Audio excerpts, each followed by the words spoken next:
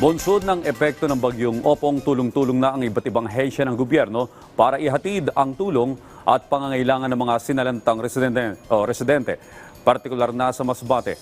Ang detalye sa report ni Daryl Buena ng PTV Legazpi.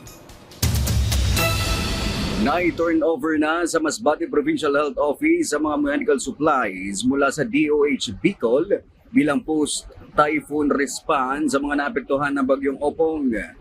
Nagpadala na rin ng medical team ang Bicol Regional Hospital and Medical Center na binubuo ng 24 na health professionals at workers. Sa ngayon, patuloy na tumutulong ang mga kapulisan sa buong lalawigan ng Masbate para sa relief operation. Sa munisipalidad ng Palanas, tumulong ang Palanas Municipal Police Station sa pag-distribute ng mga food packs kasama ang mga SK officials sa barangay poblasyon. Ang nasabing food packs ay para sa mga matinding naapektuhan ng bagyong Opong sa lugar.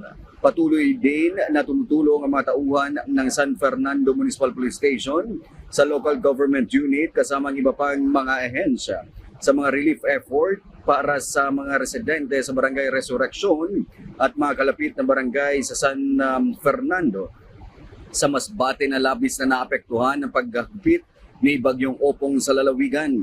Samantala, ang DICT Catanduanes tumulong na din sa pagpapabilis ng restoration ng komunikasyon sa probinsya ng Masbate. Nagpadala ng karagdagang mga Starlink equipment ang DICT Catanduanes bilang suporta sa pagpapalakas ng signal sa mga lugar.